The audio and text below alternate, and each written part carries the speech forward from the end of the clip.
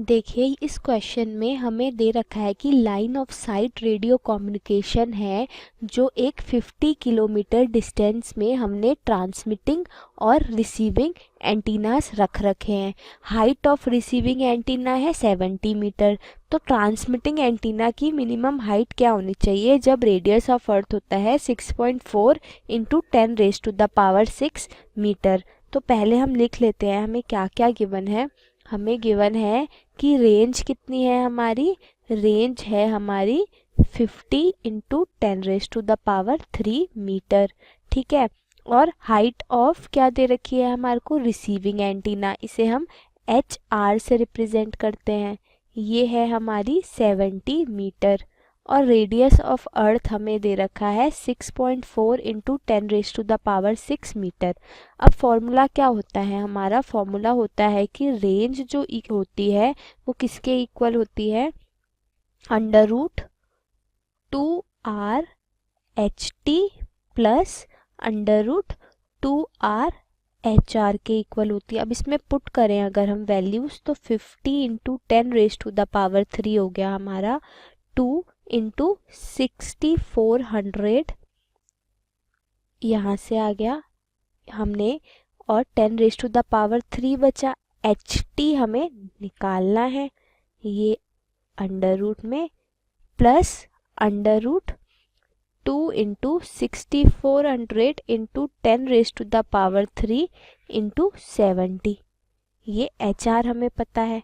तो ये हम सॉल्व करें तो आएगा यहाँ से 5 इंटू 10⁻⁴, ये हो गया हमारा टोटल 64 टू जा 4 टू जा 8, 6 टू जा 12, 128 HT इंटू 10⁻⁵ का अंडर रूट, प्लस ये टोटल हो गया हमारा 2 इंटू 6400 इंटू 70, ये कितना आ गया, 2 इंटू 64 हुआ हमारा 128 इंटू 70 हो गया हमारा 8960। तो हम लिख सकते हैं इसे √896 इंटू 10⁻³ यहाँ से और 3 यहाँ से 6। ठीक है, सॉल्व करेंगे आ जाएगा 5 इंटू 10⁻⁴ जो है, यहाँ से हम इसे माइनस में ले आते हैं। √896 कितना होगा हमारा, ये आएगा हमारा 29.933, यानी हम इसे लिख सकते हैं -29.93 इंटू 10⁻³ जो होगा वो होगा हमारा 128 HT इंटू 10⁻⁵, ये आ जाएगा इक्वेशन। अब इस इक्वेशन को सॉल्व करें तो हम क्या आएगा हमारा, हम इसे लिख सकते हैं 2.9, तो हम 5 माइनस यहाँ से हो जाएगा 2.993, यानी आ जाएगा ये 2.007 इंटू 10⁻⁴ का होल स्क्वायर जो है अपॉन 128 इंटू 10⁻⁵, ये हमारा HT होगा। तो ये सॉल्व करेंगे तो हमारे पास कितना आ जाएगा, ये आएगा, ये आ गया 31.4 मीटर, ये अप्रॉक्सीमेटली इक्वल हो गया हमारा 32 मीटर के, 31.46 है, तो ये 32 मीटर के इक्वल हम अगर ले लें नियरेस्ट वैल्यू तो इसका मतलब हमारा आंसर ये है और सी ऑप्शन जो है वो सही है। तो हम लिख देते हैं सी ऑप्शन इज करेक्ट, ये हमारी हाइट होनी चाहिए ट्रांसमिटिंग एंटीना की।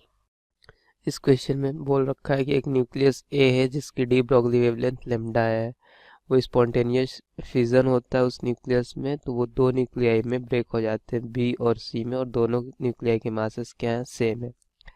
बी फ्लाई करता है ए की डायरेक्शन में और सी अपोजिट डायरेक्शन में फ्लाई करता है with a velocity equal to half of that of B. पूछ रहा है de Broglie wavelength lambda B और लेमडा सी क्या होगी। तो पिक्चर से समझने की कोशिश करें तो ये कुछ इस तरीके से हमारे पास ए न्यूक्लियस है, ये किसी पर्टिकुलर डायरेक्शन में मूव कर रहा है, उसके बाद ये स्पॉन्टेनियस इमिशन करता है और दो न्यूक्लियाई में ब्रेक हो जाता है, बी और सी। जब ब्रेक होता है तो बी और सी न्यूक्लियाई, बी न्यूक्लियाई ए न्यूक्लियाई के डायरेक्शन में मूव करता है, सी उसके अपोजिट डायरेक्शन में मूव करता है। मीन्स बी न्यूक्लियाई जो है वो सेम इसी डायरेक्शन में मूव करेगा और सी न्यूक्लियाई जो है वो इसके अपोजिट डायरेक्शन में मूव करेगा। ये कोलिजन के पहले का सीन है, ये कोलिजन के बाद का सीन है, या इमिशन या फ्यूजन के बाद का सीन ये है, ये फ्यूजन से पहले का सीन है। तो फ्यूजन से पहले इसकी जो मोमेंटम दे रखी है ए न्यूक्लियाई, इसकी वेवलेंथ जो दे रखी है डी ब्रॉगली वेवलेंथ, वो लेमडा ए है। कोलिजन के बाद इनकी de Broglie wavelength lambda B और लेमडा सी करके है। ये एक्चुअली लेमडा बी और ये लेमडा सी है। तो हमें ये बताना है कि कोलिजन के बाद इनकी वेवलेंथ लेमडा बी और लेमडा सी लेमडा ए के टर्म में क्या क्या होगी। तो और एक इंफॉर्मेशन और गिवन है कि यदि इसकी वेलोसिटी v है तो c की velocity half of that of b है, तो इसकी वेलोसिटी इसके हाफ है। लेट अस सपोज इसकी वेलोसिटी क्या है, सम v नॉट है। तो अभी हम क्या कर लेंगे, ऑफ कोर्स मोमेंटम कंजर्व होगा। क्यों? क्योंकि इसके ऊपर कोई नेट फोर्स नहीं लग रहा है, ये जस्ट स्पॉन्टेनियस इमिशन कर रहा है। ये एक पर्टिकुलर डायरेक्शन में मूव कर रहा था, देन स्पॉन्टेनियस इमिशन कर रहा है, तो बी और सी में ब्रेक हो जा रहा है। तो पहले का मोमेंटम बाद के मोमेंटम के इक्वल होगा। तो इसका मास जो है, तो यदि ये m मास का है तो ये इक्वल मासेस में ब्रेक हो रहा है, तो ऑफ कोर्स m/2 और m/2 में ब्रेक हो रहे होंगे। तो हम कैसे कर लेंगे, मोमेंटम बिफोर इमिशन मतलब before breaking of this two nuclei is m into इसकी velocity, this is equal to इसकी वेलोसिटी m/2 और इसकी वेलोसिटी क्या है v/2। ये माइनस साइन में होगा, यदि हम इसको पॉजिटिव ले रहे हैं, इस डायरेक्शन को पॉजिटिव एज्यूम कर रहे हैं, तो सबसे पहले ये आएगा m/2 v minus of m/2 और उसकी वेलोसिटी v/2। तो यहाँ से आ जाएगा mv0 is equal to m/2 common v minus v/2। तो ये यहाँ से आ जाएगा v0 is equal to 2 minus 2v minus v/2 means आ जाएगा v/4। It means v is equal to आ गया 4v0। तो इसके करस्पॉन्डिंग मोमेंटम हमारे पास क्या हो जाएगा, ए के करस्पॉन्डिंग जो डी ब्रॉगली वेवलेंथ होगी lambda is equal to h/p। तो h/p इज इक्वल टू क्या होगा, mv। तो mv क्या है, m इंटू v0। लेमडा सी हो गया h/p mv m/2। इसके वेलोसिटी क्या है v/2। v को हम क्या सब्स्टिट्यूट कर सकते हैं, 4v0 मीन्स 4v0/2। तो ये वैल्यू कितनी आ गई यहाँ से 2v0, 2 से 2 कैंसिल, h/mv0 ये आ गई। यहाँ h/m मास कितना है b का, m/2 वेलोसिटी v है, v इज इक्वल टू क्या है 4v0 है, मीन्स ये वैल्यू आ गई h/2mv0 which is equal to h/1/2 lambda a लिख सकते हैं, क्योंकि lambda a is equal to h/mv0 है। तो इसको हाफ लेमडा ए लिख सकते हैं, मीन्स बी की डी ब्रॉगली वेवलेंथ आएगी लेमडा a/2। तो बी की D Broglie wavelength lambda a/2 fourth option में है, और सी की डी ब्रॉगली वेवलेंथ सेम आएगी डी ब्रॉगली वेवलेंथ ऑफ ए के, मीन्स ए और सी का डी ब्रॉगली वेवलेंथ सेम होगा। तो इट मीन्स हमारा फोर्थ ऑप्शन जो होगा इस क्वेश्चन के लिए राइट ऑप्शन होगा। Hello, the question is the wavelength of the carrier wave in a modern optical fiber communication network is closed. This is optical fiber. We know of optical fiber. It is used for way of communication or transmitting the data. It uses the on the TIR, that is total internal reflection. We know the for carrier wavelength that is most closely used to mostly we use 1500 nanometer. This is the range of the wavelength of carrier waves. Fine.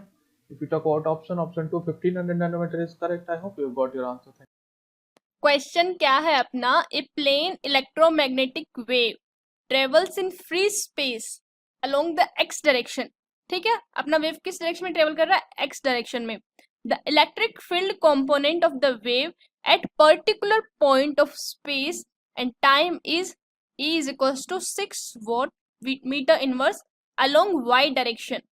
Its corresponding magnetic field component B would be, अपन से जो है corresponding magnetic field का component पूछा है उसी particular point of space and time पे। तो देखो अपन को पता है कि E by B is equals to constant।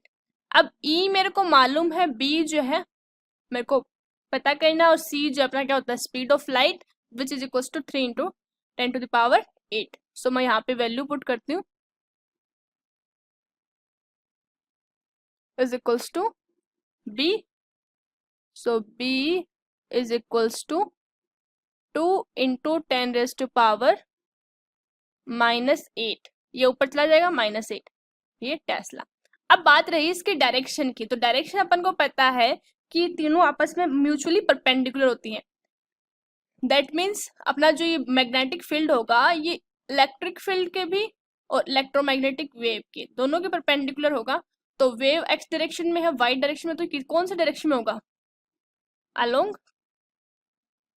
Z direction. तो यहाँ से इन दोनों के परपेंडिकुलर हो जाएगा, तो अपना आंसर कौन सा आ जाएगा, ऑप्शन सी जो है अपना करेक्ट हो जाएगा। Okay, thank you students.